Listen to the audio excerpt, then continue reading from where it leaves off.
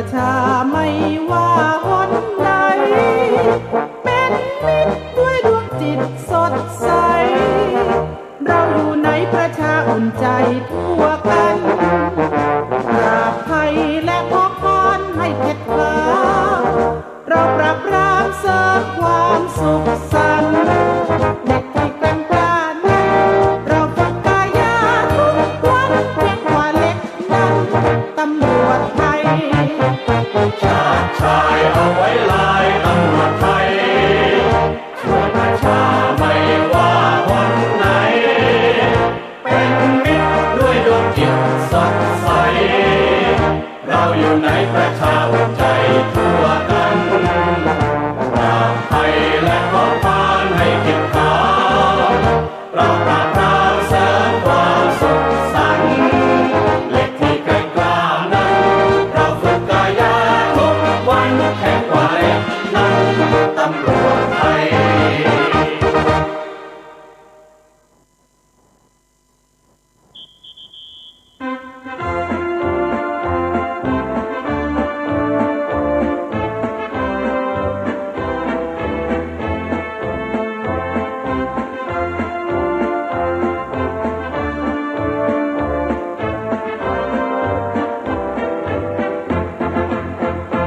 จากเราผู้พิทักษ์สันติรา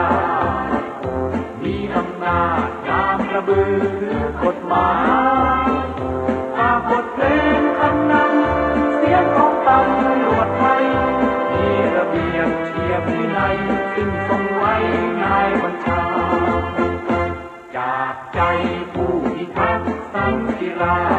ษฎร์อุทิศตนเป็นญาติดูแลแก้ปัญหา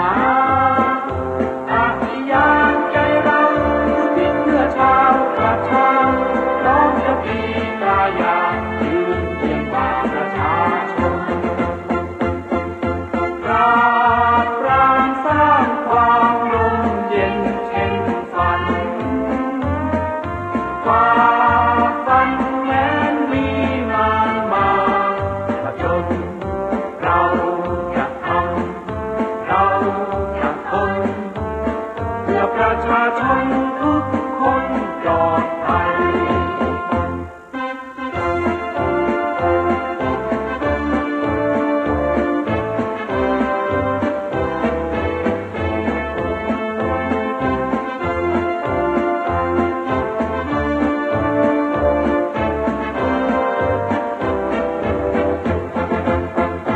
จากเราผู้พิทักษ์สันติราษฎร์มีอำนาจนามกระบือถือกฎหมายฝากบทเพลงคำนำเสียงของตำรวจไทยมีระเบียบเทียบวินัยซึ่งทรงไว้นายบัญชาจากใจผู้พิทักษ์สันติราษฎร์อุทิศตนเป็นญาติดูแลแก้ปัญหาอาทิยานใจเราอุทิศเพื่อชาวประชาน้อมจะมีกายายืนเคียงบ่าประชาชนปราบปรามสร้างความลมเย็นเช่นฝันฝ่าฟันแม้นมีมารมาผจญเราจะทำเราจะทนเพื่อประชาชนทุกคนปลอดภัย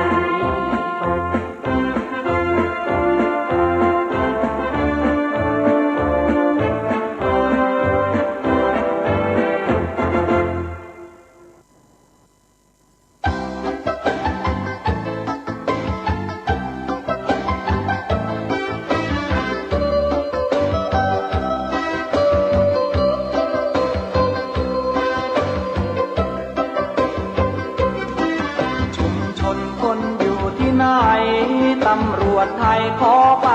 ที่นั่นตำรวจมวลชนสัมพันธ์ตำรวจมวลชนสัมพันธ์มาสร้างสรรค์รวมกันพัฒนามาสร้างสรรค์รวมกันพัฒนา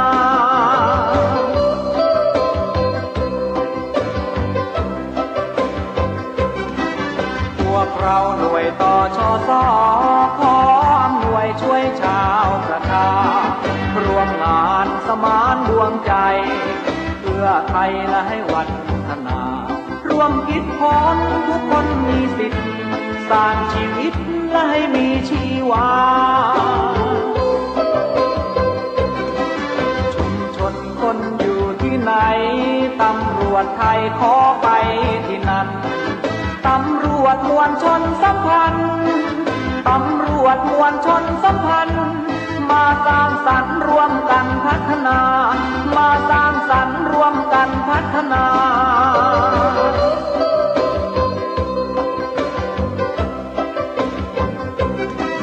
เพื่อความอยู่ดีกินดีสามัคคีและมีศรัทธาต่อกันและสมานไมตรีไทยมีช่วยกันบรรฝ่าเรื่องทุกข์ร้อนช่วยกันกำจัดช่วยเร่งรัดช่วยกันพัฒนาชุมชนคนอยู่ที่ไหนตำรวจไทยขอไปที่นั่นตำรวจมวลชนสัมพันธ์ตำรวจมวลชนสัมพันธ์มาสร้างสรรค์ร่วมกันพัฒนามาสร้างสรรค์ร่วมกันพัฒนา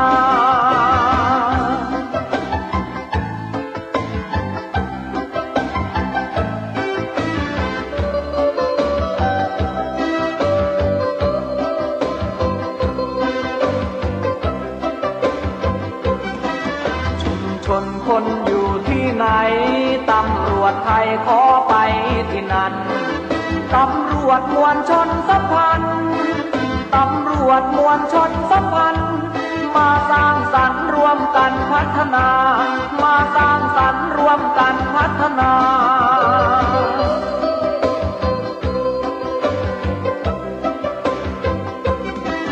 เพื่อความอยู่ดีกินดี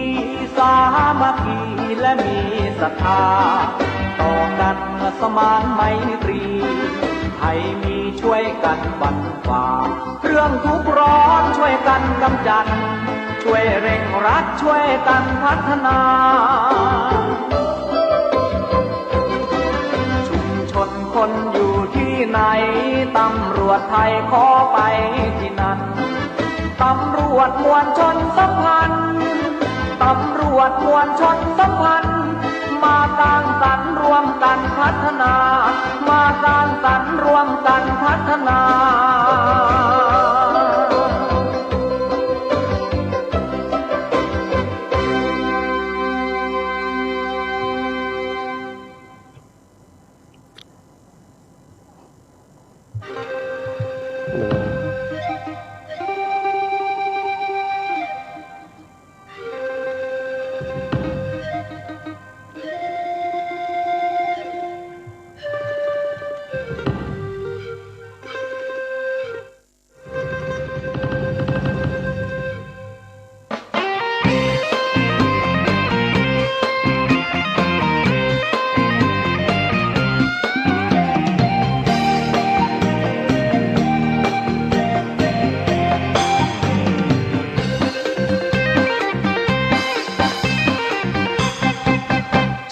ไทยจะมีศักดิ์ศรี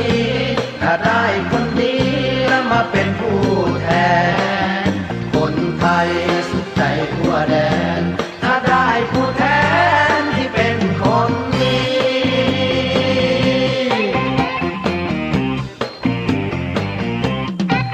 เดินตลาดยังเลี้ยวซ้ายและขวากับข้าวกับปลาเรายังเลือกของดีจะซื้อหมูกุ้งไก่ปูปลายังดูเหงือกดูตาไม่เลือกที่ทางที่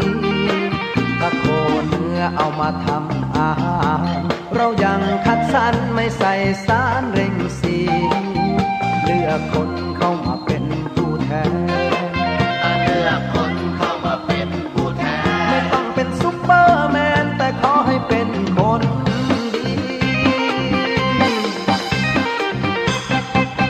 ชาติไทยจะมีศักดิ์ศรีถ้าได้คนดีแล้วมาเป็นผู้แท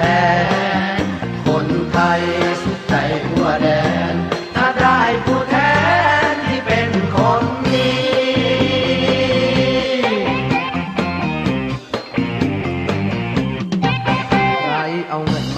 กจ่ายให้เราอย่ากาชื่อเขาเพราะเขาไม่ใช่คนดีเขาซื้อเสียงและเขาไปถอนทุนบ้านเมืองว้าวุ่นก็เพราะไอ้คนพวกนี้ต้องเลือกคนที่นโยบายไม่ร่ำรวยก็ได้แต่ขอให้มีศักดิ์ศรีบ้านเมืองจะพัฒนาเราคงจะได้ลืมตาและเชิดหน้าสักที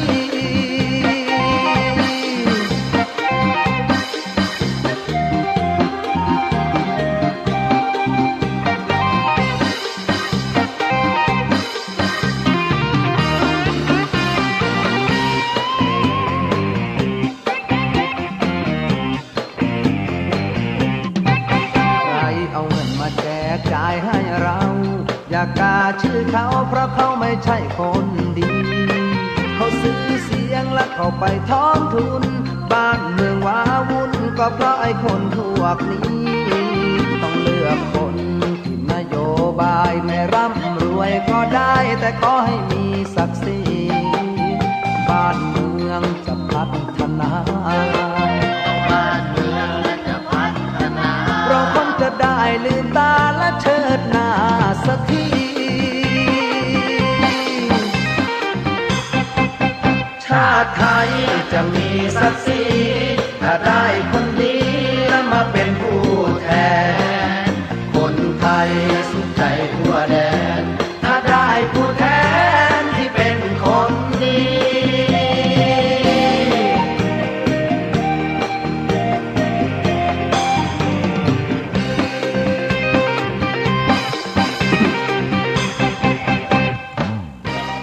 ครับก็ขอสวัสดีท่านผู้ฟังที่เคารพรักทุกท่านนะครับก็กลับมาพบกันอีกครั้งหนึ่งนะครับสำหรับรายการตำรวจพบประชาชนนะครับซึ่งดำเนินรายการโดยนะครับกับผมร้อยตำรวจโทสมชายสมใจมากนะครับซึ่งเป็นรองสารวัตรปฏิบัติงานป้องกันปราบปรามสถานีตำรวจภูธรภูพิงค์ราชนิเวศน์นะฮะแล้วก็เป็นชุดปฏิบัติการชุมชนและมวลชนสัมพันธ์นะครับซึ่งรายการนี้นะครับทางพันตำรวจเอกรณชัยรอดลอยผู้กำกับการสถานีตำรวจภูธรภูพิงค์ราชนิเวศน์นะครับแล้วท่านพันตำรวจโทจิรัตติพงศ์เลิศวิริยานันท์นะครับซึ่งเป็นรองผู้กำกับงานป้องกันปราบปรามนะฮะแล้วก็อีกท่านหนึ่งก็คือท่านพันตำรวจโทนะครับภูวรัตน์กองรัฐภาซึ่งเป็นสารวัตรป้องกันและปราบปรามแล้วก็เป็นหัวหน้าชุดปฏิบัติการชุมชนและมวลชนสัมพันธ์ก็ได้มอบหมายให้ผมมาพบปะพูดคุยกับพ่อแม่พี่น้องนะครับทุกวันพุธนะช่วงเวลา 11:00 นถึง 12:00 นนะครับซึ่งเราก็จะมีการพูดคุยกันเกี่ยวกับข่าวสารทางราชการต่างๆนะฮะรวมทั้งประกาศของจังหวัดเชียงใหม่แม้แต่เรื่องของการป้องกันเกี่ยวกับอาชญากรรมนะแล้วก็ยาเสพติดรวมทั้งถึงการเรียกว่ากาดจะตกนะครับการป้องกันเรื่องของไวรัสโควิด -19 นะฮะซึ่งเรียกว่ากรณีนี้นะฮะจังหวัดเชียงใหม่ของเราก็กำลังเรียกว่าดีขึ้นมาเยอะไม่ค่อยมีผู้ที่จะติดเชื้อไวรัสโควิดแล้วนะครับก็ขอให้คนจะได้ประมาทนะครับก็ไปไหนก็ให้สวมแมสนะฮะใช้แมสปิดปากปิดจมูกนะครับแม้แต่กระทั่งของการฉีดวัคซีนต่างๆด้วยนะครับก็ขอเรียนให้พ่อแม่พี่น้องทุกได้ทราบด้วยนะครับใครที่ได้รับสิทธิ์ในการฉีดวัคซีนตามคิวนะตามสถานที่ต่างๆก็ขอให้ไปรับสิทธิ์ได้นะครับแล้วก็ท่านต้องทราบไปก่อนนะครับว่าการฉีดวัคซีนทุกครั้งเราก็ต้องมีการเตรียมตัวเตรียมร่างกายให้พร้อมในการรับวัคซีนนะครับซึ่งวัคซีนนั้นก็คือเชื้อโรคนี่เองนะครับซึ่งเป็นเชื้อโรคแบบอ่อนที่นำเข้าสู่ร่างกายของเราเพราะฉะนั้นนะฮะมันก็ย่อมมีผลข้างเคียงในการเกิดขึ้นกับร่างกายของเรานะครับซึ่งในปัจจุบันนี้นะครับผู้ที่สูงอายุตั้งแต่อายุ60 ปีขึ้นไปนะครับก็ถือว่าเป็นกลุ่มที่มีความเสี่ยงต่อการเสียชีวิตเมื่อเกิดไวรัสโควิด -19 นะครับเข้าไปแพร่ระบาดเข้าสู่ร่างกายเพราะฉะนั้นนะครับพ่อแม่พี่น้องที่เป็นผู้สูงอายุก็ขอให้ไปรับการฉีดวัคซีนเพื่อป้องกันไวรัสโควิด -19 โดยด่วนด้วยนะครับเพราะว่าเพื่อเขาว่าผู้สูงอายุนี้นะครับเรื่องของภูมิป้องกันต่างๆนี่ก็เรียกว่าจะไม่ค่อยดีเท่าไหร่นะครับภูมิคุ้มกันนี่ไม่ค่อยเยอะเท่าไหร่นะครับเพราะฉะนั้นเราก็ต้องฉีดวัคซีนไว้นะครับอีกเรื่องหนึ่งก็คือเรื่องของการป้องกันอาชญากรรมก็เหมือนกันนะครับซึ่งในปัจจุบันนี้นะครับในพื้นที่ของเราก็เข้าสู่ในเรื่องของฤดูฝนนะครับซึ่งฝนตกอะไรต่างๆนะฮะเรื่องว่าการทำมาหากินอะไรช่วงนี้ก็เริ่มจะดีขึ้นนะเพราะฉะนั้นนะเราก็ขอฝากพ่อแม่พี่น้องทุกท่านด้วยนะครับช่วยดูแลในเรื่องของการ เดินเหินไปที่ไหนนะครับก็จะอย่างน้อยนะครับก็แต่งตัวแต่งกายให้มิดชิดแล้วก็การสวมใส่ในเรื่องของเรียกว่าตู้ทองเคลื่อนที่ต่างๆก็อย่าได้มีนะครับเพราะฉะนั้นบางทีนะครับมันก็เป็นสิ่งที่ล่อหูล่อตานะครับสำหรับผู้ที่ไม่มีเงินที่จะใช้จ่ายนะครับยิ่งช่วงนี้ก็เป็นช่วงของการเปิดเทอมใหม่นะครับบางท่านผู้ปกครองบางท่านก็ต้องหาเงินหาอะไรไปให้กับบุตรหลานเพื่อเป็นค่าเทอมค่าการศึกษาต่างๆเพราะฉะนั้นนะครับเราก็ไม่จำเป็นจริงๆก็อย่าไปใส่พวกสร้อยทองพวกสิ่งของล่อหูล่อตาต่างๆนะครับเพราะว่าช่วงนี้นะฮะเป็นช่วงที่ว่าโจรผู้ร้ายก็อาจจะมีการชุกชุมบ้างนะเพราะฉะนั้นเราก็ต้องช่วยกันป้องกันนะครับอย่าให้เป็นหน้าที่ของเจ้าที่ตำรวจฝ่ายเดียวที่เวลาเกิดเหตุแล้วต้องคอยไปไล่จับอะไรซึ่งบางทีนะฮะกว่าจะจับคนร้ายได้ก็เป็นแสนยากลำบากเพราะฉะนั้นนะเราป้องกันไว้ก่อนโดยการไม่สวมใส่สิ่งพวกสร้อยทองสร้อยเพชรอะไรต่างๆให้มันเป็นที่ประเจิดล่อหูล่อตานะครับนะก็ขอฝากมายังพ่อแม่พี่น้องทุกท่านด้วยนะครับ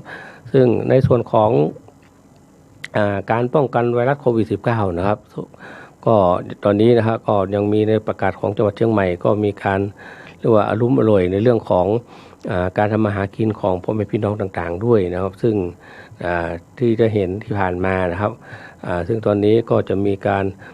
ประกาศของจังหวัดเชียงใหม่เพื่อให้เรียกว่าลดในเรื่องของนโยบายควบคุมต่างๆนะครับซึ่งตอนนี้ร้านอาหารอะไรต่างๆก็สามารถที่จะเปิดได้นะครับโรงภาพยนตร์ต่างๆนะครับก็สามารถที่เปิดแม้แต่ตลาดนัดต่างๆนะก็สามารถที่จะเปิดทำการค้าขายได้นะครับแต่ขอแจ้งพ่อแม่พี่น้องอีกอย่างหนึ่งนะคือเรื่องของเรียกว่าการเปิดตลาดนัดการพบปะผู้คนเยอะๆนะครับก็ขอให้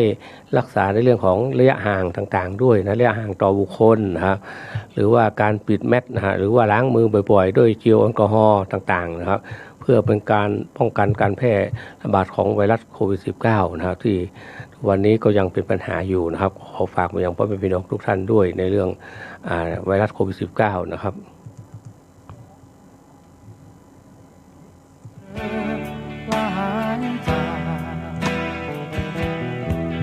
เขาว่าพ่อแม่เธอพาไปขายเจ็บและช้ำต้องจำทนเพราะความจนบังคับจิตใจจากเจียงไฮ้ไปขายตัวอยู่สุไหงโกลกพี่ตั้งตารอให้เธอกลับคืนบ้านนาถึงไม่มีทีวีตู้เย็นก็ไม่เห็นเป็นไรทิ้งความเชื่อค่านิยมของคนเก่าล้าสมัยช่วยกันทำนาปลูกข้าวยังพอได้อยู่ผ่านชีวิตมาชื่นชมโลกสวยได้เพียง15 ปีแต่แค่นี้ชีวิตกลับมาพบกับความมืดมนผ่านมือชายเป็นร้อยเป็นพันต้องกล้ำกลืนและอดทนเพื่อเก็บเงินส่งบ้านไทยถอนตัวเอง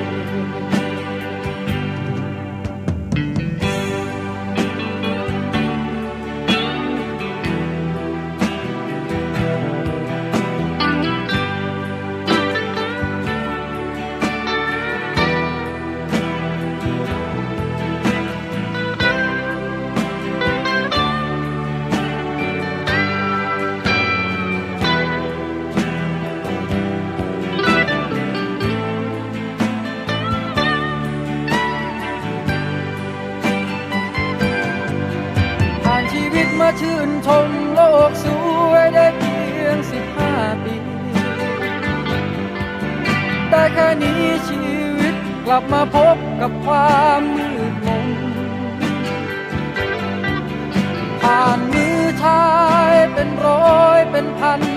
ต้องกล้ำกลืนและอดทนเพื่อเก็บเงินส่งบ้านไทยถอนตัวเองใคร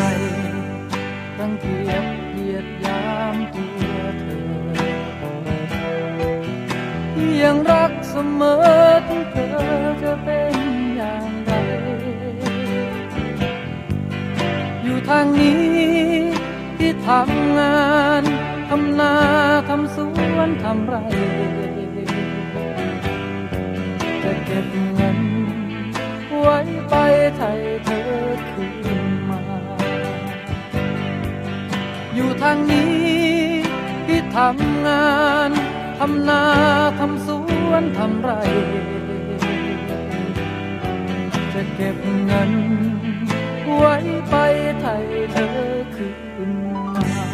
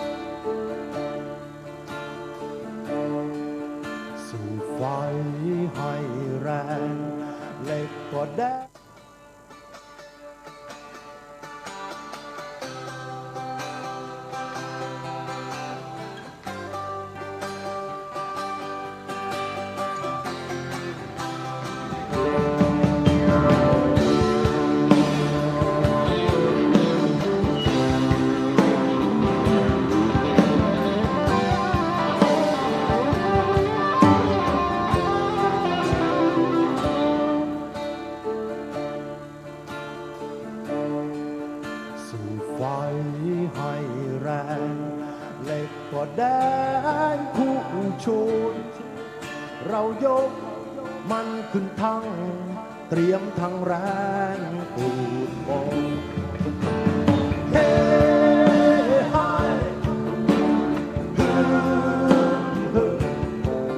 เราลงพเนินบนเหล็กแดงด้วยไฟตีเข้าไปตีเข้าไปดัดแปลงรูปใดย่อมเสร็จได้ด้วยแรง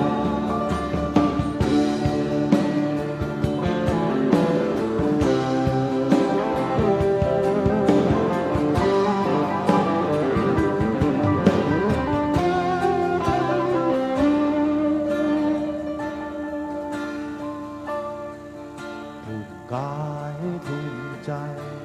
เพื่อให้ไทยเป็นไทยต้องสร้างด้วยไฟที่ลุกโชนโชนแดนเฮ้ไฮฮึฮึมารวมพลังสร้างสังคมตีเข้าไปตีเข้าไปสร้างโลกสดใสยอมเสร็จได้ด้วยเรา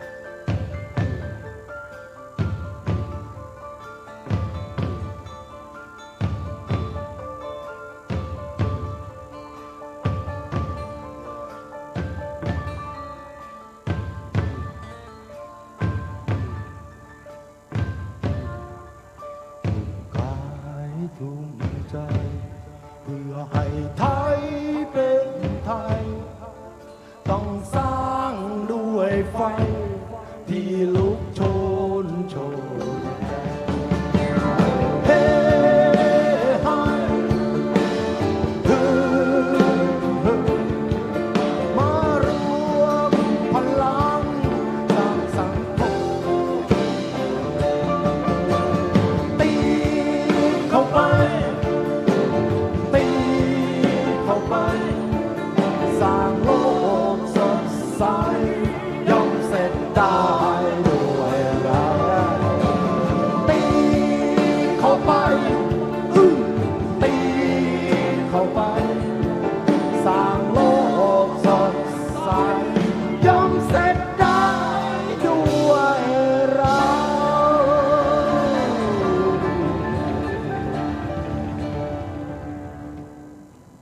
ครับช่วงนี้ก็เข้าสู่ในช่วงของฤดูฝนอย่างเต็มตัวแล้วนะครับเพราะฉะนั้นทุกวันก็จะมีฝนตกบางวันก็ตกข้ามวันข้ามคืนด้วยเพราะฉะนั้นสำหรับผู้ที่ใช้รถใช้ถนนก็ขอให้ใช้ความระมัดระวังด้วยนะครับเรื่องของการเรียกว่าเอาล้อรถไปเหยียบน้ำกระเด็นใส่คนอื่นหรือว่าขับรถเร็วเกินนะฮะเกินที่ว่ายิ่งเป็นฤดูฝนนี่นะครับถ้าเราขับรถเร็วแล้วนะยางรถก็จะไม่เกาะถนนนะครับก็ให้ขับช้าๆด้วยความระมัดระวังนะครับจากด้วยความเป็นหวังดีแล้วก็เป็นห่วงจากท่านพันตำรวจเอกรณชัยรอดลอยผู้กำกับการสถานีตำรวจภูธรภูพิงค์ราชเวชนะครับก็ฝากย้ำเตือนไปยังพ่อแม่พี่น้องทุกท่านด้วยนะครับและในส่วนของพันตำรวจโทจิรติพงษ์เลิศวิริยานันท์นะครับท่านรองผู้กำกับงานป้องกันปราบปรามก็ฝากให้ผมมาประชาสัมพันธ์ถึงผู้ปกครองนะครับที่ไปส่งบุตรหลานหรือว่ารับบุตรหลานที่เรียนหนังสือนะครับก็ขอใช้ความระมัดระวังในเรื่องของการสวมเสื้อเรียกว่าเสื้อกันฝนนะครับซึ่งเป็นบางทีนะฮะเสื้อกันฝนมันก็จะตัวโตตัวโค้งตัวใหญ่นะครับขับรถไปแล้วเอาลูกบุตรหลานใส่ข้างหลังแล้วก็เพื่อไม่ให้เปียกฝนนะครับแต่บางทีนะฮะไอเสื้อกันฝนก็จะเข้าไปในล้อรถนะครับทำให้ล้อรถนะครับหมุนเสื้อกันฝนเข้าไปแล้วก็ทำให้คนขับรถในร่วงตกรถทำให้เกิดอุบัติเหตุได้นะบางทีก็อาจจะถึงขั้นเสียชีวิตได้นะเพราะฉะนั้นนะฮะจะให้ดีแล้วนะเราก็ต้องระมัดระวังดูด้วยว่าส่วนไหนที่มันจะยื่นเข้าไปในส่วนของล้อรถเราก็เก็บในชายเสื้อกันฝนในส่วนนั้นด้วยนะเพราะฉะนั้นนะฮะแล้วก็บุตรหลานของเราด้วยเราต้องระมัดระวังในเรื่องของหน้าฝนนี้นะครับจะให้ดีแล้วครับการขับขี่รถจักรยานยนต์ช่วงของฝนตกนะครับยิ่งบางทีนะฮะการสวมหมวกนิรภัยนะฮะก็ใส่หน้ากากใช้หน้ากากเป็นหน้ากากใสฝนตกไปมันก็ไม่เห็นหนทางนะเพราะฉะนั้นนะฮะมันไม่มีที่ปัดน้ำฝนเหมือนหน้ารถยนต์นะเพราะฉะนั้นนะครับจะให้ดีถ้าฝนตกหนักดูระยะแล้วนะครับฝนตกหนักเม็ดตกมากนะครับทำให้มองไม่เห็นวิธีการมองนะฮะระยะไม่เกินเรียกว่า10 เมตรนี้ก็สมควรที่เราก็ต้องจอดนะฮะจอดพักเป็นที่บางทางให้ฝนมันซาลงซะก่อนเราถึงค่อยขับนะครับเพราะฉะนั้นถ้าเราขับไปก็อาจจะเกิดอุบัติเหตุเป็นอันตรายได้นะครับก็ขอฝากมายังทุกท่านเรื่องของการใช้รถใช้ถนนร่วมกันนะยิ่งบางวันนะครับช่วงนี้เป็นช่วงของเปิดเทอมใหม่ที่เปิดเทอมนะครับก็จะมีเรื่องของฝนตกด้วยทำให้นะฮะการจราจรอาจจะติดขัดนะครับเรียกว่าบางท่านนี้ก็จำเป็นที่จะต้องใช้รถยนต์นะไปส่งบุตรหลานไปโรงเรียนเพราะว่าเอารถมอเตอร์ไซค์ไปไม่ได้นะครับก็ต้องจำเป็นต้องเอารถยนต์ไปนะฮะจะให้ดีนะครับเราก็หารถรับส่งนักเรียนหรืออะไรไปนะฮะก็จะได้แบ่งเบาในเรื่องของภาระการรับส่งบุตรหลานของผู้ปกครองด้วยนะครับแล้วก็เด็กๆก็จะมีความปลอดภัยนะครับเมื่อนั่งรถประจำทางรถเรียกว่ารถที่รับส่งนักเรียนที่ได้รับอนุญาตจากทางกรมการขนส่งแล้วนะครับก็จะเป็นสิ่งที่ดีมากนะครับก็ขอฝากไว้ยังทุกท่านด้วยนะครับในเรื่องของยาเสพติดก็เหมือนกันนะซึ่งในปัจจุบันนี้นะครับในส่วนของบังคับบัญชาของตำรวจภูธรภาค5นะครับโดยท่านพลตำรวจโทนะครับ ท่านพลตำรวจโทประจวบวงศ์สุขซึ่งเป็นผู้บัญชาการตำรวจภูธรภาค5นะครับก็ให้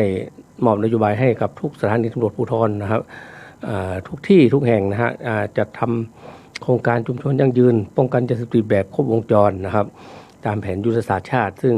แต่ละโรงพักจะต้องมีนะฮะหมู่บ้านหรือ1ชุมชนที่เรียกว่าเข้าไปดำเนินการนะตั้งแต่เดือนเมษายนนะแล้วก็เดือนพฤษภาเมษาพฤษภามิถุนายนถึงเดือนกรกฎาคมนะครับซึ่งเป็นแบ่งห่วงการปฏิบัติเป็น3ห่วงระยะเดียวกันระยะแรกนี่ก็คือตั้งแต่เดือนพฤษภาคมนะครับตั้งแต่วันที่1 ถึง 31 พฤษภาคมนี่ก็เป็นช่วงของระยะการขั้นตอนการเตรียมการแล้วขั้นที่2ก็คือขั้นปฏิบัติการนะและขั้นที่3คือขั้นตอนที่มอบหมายหมู่บ้านต่างๆนะฮะเพื่อให้คืนให้กับเจ้าของบ้านหรือว่าเป็นผู้ใหญ่บ้านหรือว่าผู้ที่เป็นอาสาสมัครต่างๆดูแลต่อไปนะครับซึ่งทั้งนี้นะฮะเพื่อเป็นการป้องกันค้นหาผู้เสพนะฮะผู้เสพยาเสพติดนะฮะซึ่งเป็นผู้ป่วยนะครับก็จะนำเข้ารับการบำบัดแบบชุมชนบำบัดนะครับซึ่งในส่วนของสาธารณสุขเขาก็จะดำเนินการให้นะครับแล้วก็ส่วนสำหรับผู้เสพแล้วก็ค้าด้วยนี่ก็ถือว่าเป็นผู้ค้าต้องดำเนินคดีตามอย่างเด็ดขาดนะครับซึ่งก็ด้วยความเป็นห่วงว่านะฮะยาเสพติดจะเข้าระบาดในทุก พื้นที่นะฮะก็ขอฝากทางท่านช่วยเป็นหูเป็นตานะฮะแทนเจ้าที่ตำรวจแจ้งเบาะแสต่างๆให้กับเจ้าที่ตำรวจด้วยว่าคนไหนเป็นยังไงนะฮะคนไหนร่ำรวยเกินไปผิดปกติหรือว่ามีพฤติกรรมต่างๆท่านก็สามารถที่จะแจ้งไปที่สถานีตำรวจนะฮะทุกพื้นที่หรือแม้แต่ในเรื่องของ191ก็ได้ขอฝากไปยังทุกท่านด้วยครับ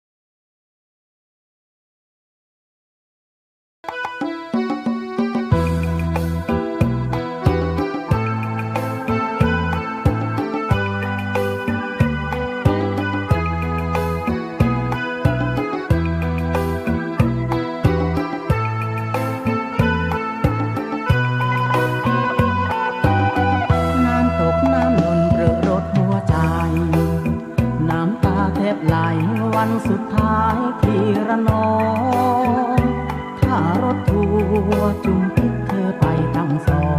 งต่างคนประคองมือสองเคียงคู่กันน้ำตกน้ำหล่นเปรอะล้นสองแก้มดังคืนเดือนแรมมืดมัวเหมือนเธอกับฉันท้องฟ้ากะปิปลาหมึกกุ้งแห้งแบ่งปันไม่คิดไม่ฝันว่าเรานั้นต้องจากกันไกลคิดไม่ฝันว่าเรานั้นต้องจากกันไกลโอ้น้องสาวระนองเธอรำเธอร้องกลางสายฝนช่ำไหลฉันจำต้องจากเธอทั้งที่จำใจอีกนานแค่ไหนสองใจจะได้เจอกันน้ำตกน้ำหล่นเปรอะรถเต็มหน้าปะปนน้ำตาที่เธอบอกลาแก่ฉันเสียงแตรรถบีบย้ำเตือนเหมือนเชือนใจฉันระนองน้องนั้นสัมพันธ์รักกันเหมือนเดิม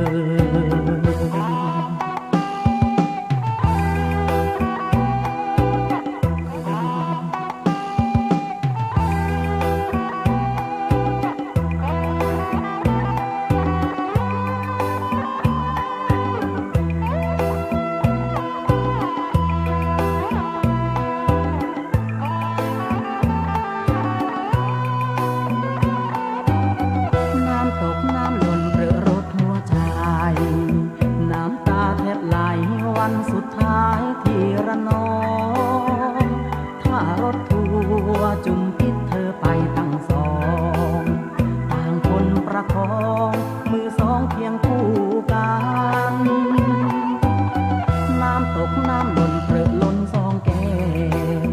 ดังคืนเดือนแรมมืดมัวเหมือนเธอกับฉัน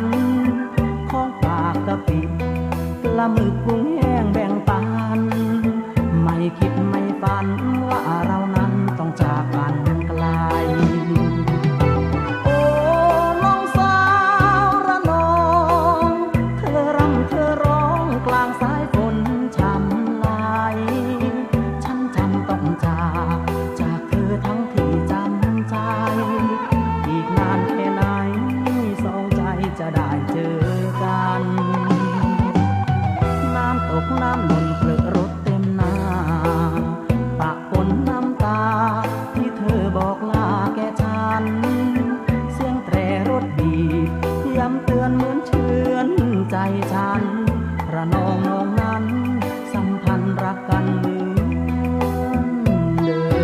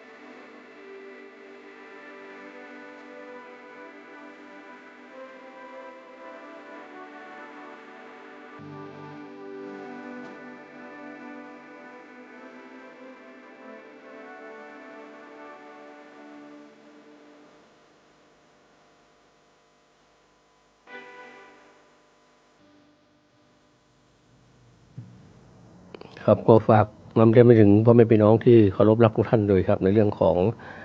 เกี่ยวกับอุบัติภัยต่างๆเช่นต้นไม้ล้มขวางถนนหรือว่าเกิดอุบัติเหตุรถชนต่างๆนะฮะยิ่งเป็นอุบัติภัยทางธรรมชาติแล้วนะครับก็ขอความกรุณาทุกท่านพ่อแม่พี่น้องทุกท่านแจ้งไปยังนะฮะสถานีตำรวจภูธรภูพิงค์ราชนิเวศนะครับก็053211750นะครับหรือว่าแจ้งไปที่ศูนย์วิทยุ191นะครับก็โทรแค่กด191แล้วก็สามารถที่จะแจ้งข่าวสารต่างๆในเรื่องไม่ว่าจะเป็นต้นไม้ล้มหรือว่าน้ำท่วมอะไรต่างๆไปไม่ต่างๆนะฮะก็จะมีเจ้าที่ในส่วนของอาสาสมัครเรียกว่าเจ้าที่จิตอาสาภัยพิบัติก็จะเข้าไปร่วมนะบรรเทาความเสียหายนะฮะที่ท่านพ่อแม่พี่น้องอาจจะได้รับนะฮะเช่นบางทีรถอาจจะติดยาวไม่สามารถที่จะตัดต้นไม้ได้เขาจะมีเจ้าที่นะฮะไปร่วมตัดต้นไม้เคลียร์เส้นทางอะไรต่างๆด้วยครับก็ขอนำเรียนไปยังพ่อแม่พี่น้องทุกท่านได้รับทราบด้วยในเรื่องของจิตอาสาภัยพิบัตินะครับซึ่งท่านสามารถที่จะแจ้งไปทุกสถานีตำรวจได้นะครับหรือว่าโทรไปที่191ก็ได้นะครับ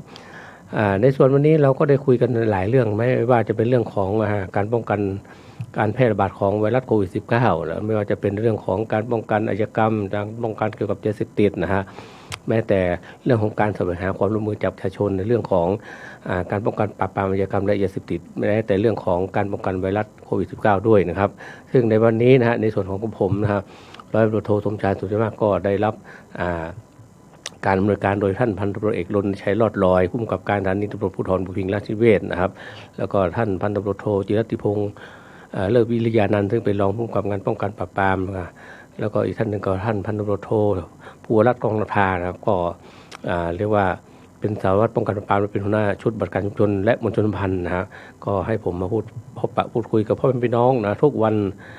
พุธนะครับตั้งแต่เวลา 11 นาฬิกาถึง 12 นาฬิกาแล้วก็คุยกันหลายสิ่งหลายอย่างไม่แต่เรื่องของประกาศของจังหวัดเรื่องต่างๆนะฮะซึ่งบางทีบางท่านก็อาจไม่ทราบในเรื่องของกฎจราจรต่างๆด้วยนะครับซึ่งบางทีก็เป็นสิ่งที่จำเป็นที่เราต้องทราบต้องเรียนรู้นะฮะเพราะว่าเราเป็นคนไทยอยู่ในประเทศไทย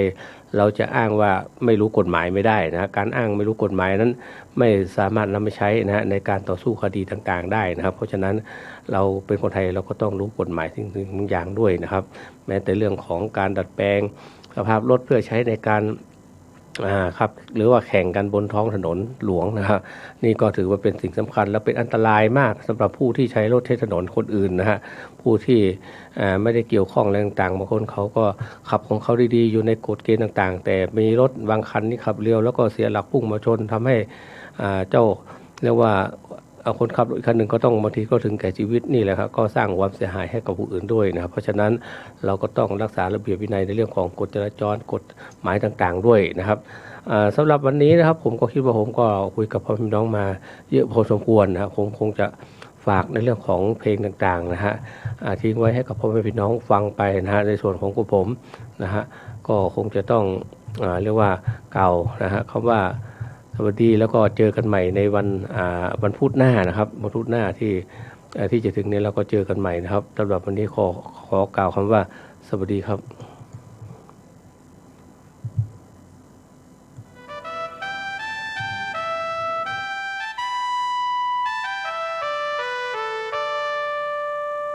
ผมตำรวจภูธรรักดีขออนุญาตกล่าวความในใจ